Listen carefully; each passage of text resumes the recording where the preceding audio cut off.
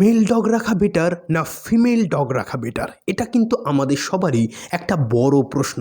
এবং অনেকেই ভাবে যে কিভাবে কোন ডগটিকে আমি রাখলে আমি তাকে প্রপারভাবে মেনটেন করব।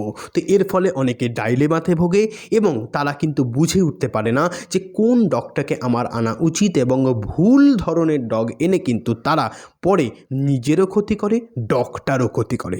তো প্রথমেই আমরা যদি মেল আর ফিমেল ডগের বেসিক ডিফারেন্সে যাই, তবে ফিমেল ডগ কিন্তু খুব কাম বা শান্ত স্বভাবের হয় এবং তারা খুব বন্ধুত্বপূর্ণ বিহেভিয়ার সবার সাথে দেখায়। হ্যাঁ, মেল ডগও কিন্তু সেম বিহেভিয়ার দেখাতে পারে, কিন্তু তাদের মধ্যে কামনেসটা কম থাকে, তাদের মধ্যে অ্যাগ্রেশন পাওয়ারটা একটু বেশি থাকে এবং এরা কিন্তু দেখবেন একটু সাইজেও বড় হয়, পাওয়ারও এদের ফিমেলদের থেকে অনেকটাই বেশি থাকে এবং মেল ডগের মধ্যে একটা পুরুষত্ব বোধ বিরাট থাকে, যার ফলে কিন্তু অনেক ক্ষেত্রেই প্রপার এক্সপিরিয়েন্স লোক না হলে তাদের কন্ট্রোল করতে পারে না, ফলে মেল ডগের দ্বারা কিন্তু অনেক ক্ষেত্রেই আমরা আক্রান্ত হওয়ার ঘটনা পেয়ে থাকি। তো প্রথমেই যারা নিউ ওনার আছে তাদেরকে একটাই কথা বলবো যে ডগ পোষার আগে নিজেদের কিন্তু ডগের প্রতি ভালোবাসাটা তৈরি করতে হবে।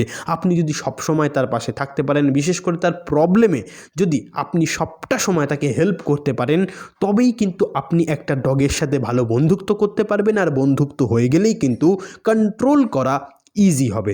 তো প্রথমেই আমি যদি বলি যে আপনার কোন ধরনের ডগের দিকে ফোকাস করা উচিত, আপনি যদি নতুন একটা ডগ ওনার হয়ে থাকেন, আমি অবশ্যই বলবো ফিমেল ডগ। এবং এই কথাটা বললেই অনেকে একটা বড় প্রশ্ন করে বসবেন যে ফিমেল ডগের তো হিট আসে এবং সেই হিটে তো তারা ঘর প্রচুর নোংরা করে, তো আমরা কিভাবে সেটাকে ম্যানেজ করব।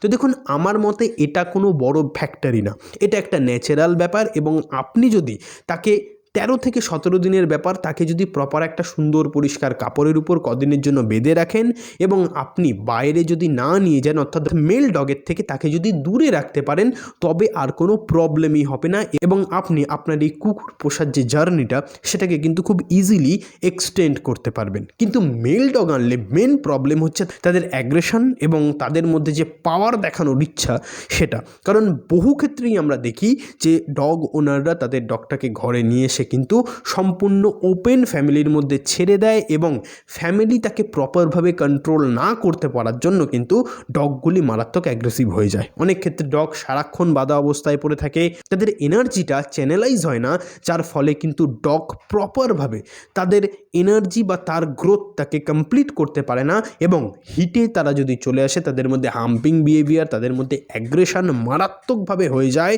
এবং তারা কিন্তু ওনারের উপরে বা ওনারের বাড়ির যে কোনো রিলেটিভের উপরে কিন্তু আক্রমণ করে দেয় এবং ওই কুকুরটারই কিন্তু দোষ পড়ে, কিন্তু বোঝা হয় না যে ওর এই প্রবলেমের পিছনে আসল দায়ীকে।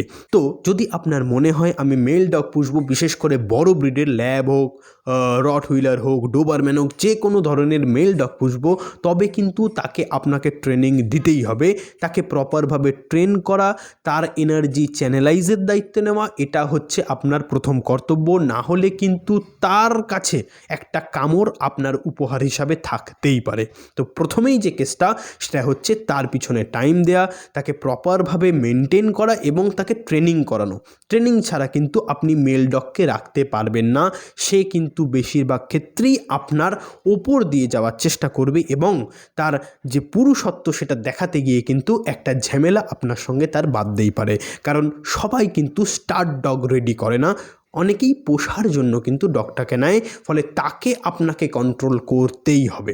আর যদি আপনি ফিমেল ডগ নেন, ফিমেল ডগ কিন্তু খুব ফ্রেন্ডলি নেচারের হয়। হ্যাঁ, কিছু কিছু ক্ষেত্রে অ্যাগ্রেশন দেখায়, কিন্তু বেশিরভাগ ক্ষেত্রেই ফ্রেন্ডলি নেচারের হয়, খুব ইজিলি কিন্তু সবার সাথে মিলেমিশে থাকতে চায় এবং খুব ইজিলি কিন্তু বাড়ির ফ্যামিলির সাথে মিলে যায়। ফলে বাড়িতে যদি ছোটোখাটো বাচ্চা থাকে, বাড়িতে যদি বৃদ্ধ বয়স্ক মহিলারা থাকেন, তবে কিন্তু ফিমেল ডগ বেস্ট এবং তারা কিন্তু খুব সহজেই তাকে ট্যাকেলও করতে পারবে। কিন্তু মেল ডগকে যদি রাস্তায় নিয়ে যেতে হয়, তবে কিন্তু বয়স্ক লোকেদের জন্য খুবই রিস্কি ব্যাপার হয়ে যেতে পারে। অনেক ক্ষেত্রে চেন পুলিং তারা খুব বেশি করে, যা কিন্তু একটা প্রবলেমের দিক। তাছাড়া কিন্তু বাচ্চাদের ক্ষেত্রেও অনেক ক্ষেত্রে মেল ডগ একটু হার্মফুল হয়ে যেতে পারে।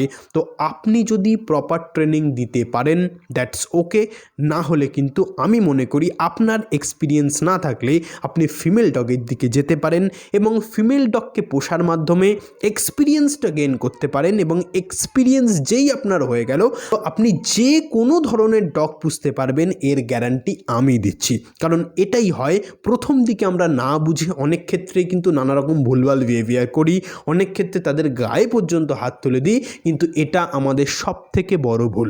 কখনো কিন্তু প্রথমে গায়ে হাত তোলা উচিত নয়, তাকে ট্রেন করা উচিত, তাকে বোঝানো উচিত এবং এটা কিন্তু আপনি একটা প্রপার বন্ধুত্বপূর্ণ ডগের মাধ্যমেই করতে পারবেন। প্রথম থেকেই অ্যাগ্রেশন পেলে কিন্তু আপনার এই ভালোবাসাটা তৈরি হবে না এবং আপনি কিন্তু প্রপারভাবে মেনটেন করতে পারবেন না। তাই আমার মতে একটা নিউ ওনারের জন্যে ফিমেল ডগ বেস্ট। বাট আপনি যদি ছোট ব্রিডের দিকে যান, অর্থাৎ যে কোনো ধরনের স্পিচ বলুন, পম বলুন, এদের ক্ষেত্রে কিন্তু আপনি চাইলে মেনটেন তাদের করতে পারবেন।